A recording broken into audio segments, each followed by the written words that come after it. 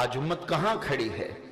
تو ہمیں توڑا گیا، ہمیں ذبح کیا گیا، ہماری بوٹیاں نوچی گئیں، ہماری لاشوں پہ کتے چھوڑے گئے، ہمارے گلے کاٹ کر کے تیل بھرا گیا، اور پھر ان لاشوں کو آگ لگا کے رقص بسمل کے تماشے دیکھے گئے۔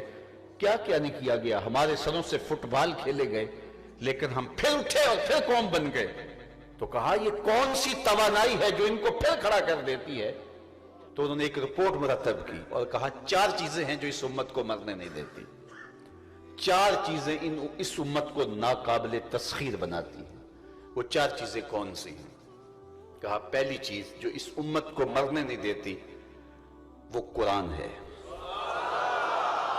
جب ان کی تھیوری زندہ ہے، ان کا فلسفہ حیات زندہ ہے، تو پھر یہ دوبارہ منتشر اجزاء پھر جمع ہو جاتے ہیں اور پھر یہ قوم بن جاتے ہیں۔ میں ماضی کی کہانی نہیں سناتا، ابھی چچینیا میں دیکھ لو، روس نے جس طرح استحصال کیا تھا، ان کے نام بھی مسلمانوں والے نہیں تھے، اور حالت یہ تھی کہ کسی کے گھر میں قرآن اگر ملتا اسے قتل کر دیا جاتا، کوئی قرآن پڑھتا دکھائی دیتا زبان کاٹ دی جاتی۔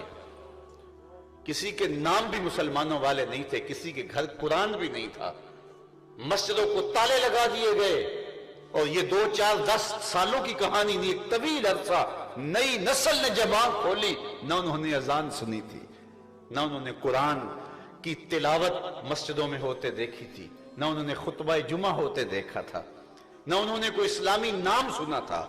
لیکن پھر کیا ہوا؟ اسلام پھوٹا کیسے؟ آج دیکھو جا کے لگتا ہے مرکز اسلام کا یہی ہے۔ تو یہ قوت ہے اسلام کی، یہ توانائی ہے اسلام کی، یہ اسلام کا زور ہے۔ تو نہ مٹ جائے گا ایران کے مٹ جانے سے، اقبال نے کہا تھا، تو نہ مٹ جائے گا ایران کے مٹ جانے سے، نشائے میں کو غرض نہیں پیمانے سے، ہے یہاں یورش تاتار کے افسانے سے، پاسباں کعبے کو مل گئے صنم خانے سے۔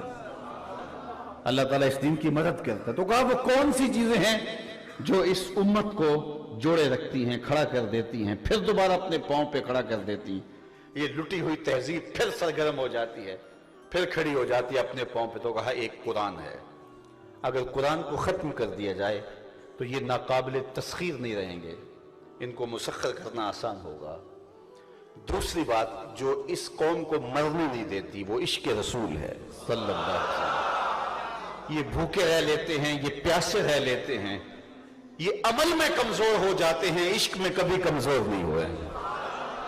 اللہ اکبر، جب عشق کی کہانی رقم کرنی پڑے تو ترخانہ دا منڈا بھی بازی لے جاتا۔ یہ سرخرو ہوتے ہیں، یہ کامیاب اور بامراد ہونے والے لوگ ہیں۔ یہ دوسری بات عشق رسول کی دولت بیدار ہے جو انہیں مرنے نہیں دیتی۔ تیسری چیز جو اس امت کو ناقابل تسخیر بناتی ہے وہ حج ہے۔ یہ اس امت کی وحدت کی علامت ہے، یہ اس امت کو ایک مرکزیت فراہم کرنے والی عبادت ہے۔ محلے کی سطح پہ 5 گانا نماز ہم روز جمع ہوتے ہیں، یہ محلے کی سطح پہ ہمارا اسلامی نظم ہے۔ علاقے کی سطح پہ جمعۃ المبارک کا اجتماع ہے، شہر کی سطح پہ عیدین کے اجتماع ہیں، اور عالمی سطح پہ حج کا اجتماع ہے۔ اگر حج ختم کر دیا جائے تو اس امت کی مرکزیت ٹوٹ جائے گی۔ چوتھی بات جو اس امت کو مرنے نہیں دیتی وہ جہاد ہے۔ لوگ تو موت سے ڈرتے ہیں لیکن ان کی مائیں جہاد کی لوری دیتی ہیں۔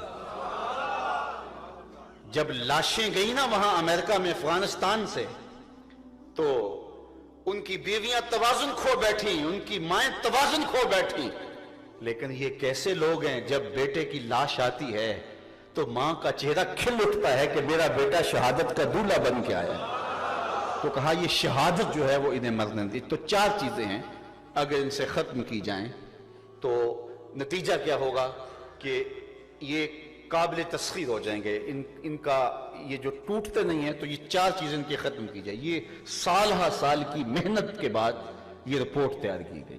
یہ دنیا کا جھوٹا نظم ہے، اور شروع سے آج تک یہ قانون دنیا کا اندھا قانون کار فرما ہے۔ تو اگر آپ کے پاس دولت نہیں ہے، آپ کی معیشت مضبوط نہیں ہے، آپ اقتصادی حالت کمزور رکھتے ہیں، تو پھر نہ آپ کی بات سنی جائے گی اور نہ آپ کی کوئی توقیر ہوگی۔ اقوام عالم کے اندر اپنے آپ کو کھڑا کرنے کے لیے اپنی اقتصادی حالت آپ کو بہتر کرنی ہوگی. اور اقتصادی حالت بہتر کیسے ہوگی؟ دیانت اور سچائی کے ساتھ اگر آپ بڑھیں گے تو آپ کو رستے نصیب ہوتے چلے جائیں گے. اللہ آپ کی مدد کرے گا, اللہ آپ کی نصرت کرے گا. دیانت کے ساتھ اور سچائی کے ساتھ جو قومیں آگے بڑھی ہیں, وہ قومیں کافر بھی ہوں تو انہیں راستے ملے ہیں. اور دیانت اور سچائی کو جن قوموں نے چھوڑا ہے, چاہے وہ تہجد گزار بھی ہوں, انہوں نے راستے مسدود پائے ہیں, راستے بند پائے ہیں. اس لیے یہ اللہ کا ضابطہ ہے, اللہ کا قانون ہے کہ اللہ جل شانہ اپنے طے شدہ اصولوں سے انحراف نہیں کرتا. تو اگر ہم چاہتے ہیں کہ ہم آگے بڑھیں تو ہم سب کو دیانت کے ساتھ, سچائی کے ساتھ آگے بڑھنا ہوگا. جن قوموں کے اندر خیانت آ جاتی ہے, وہ خیانت کسی بھی رنگ اور کسی بھی روپ میں ہو, وہ قومیں کبھی بھی آگے نہیں بڑھ سکتی, وہ قومیں پیچھے رہ جاتی ہیں. اور جو قومیں سچ کی بجائے جھوٹ کو فن سمجھ لیتی ہیں اور وتیرہ بنا لیتی ہیں, وہ قومیں بھی برباد ہو جاتی ہیں اور اپنی عزت کھو دیتی ہیں.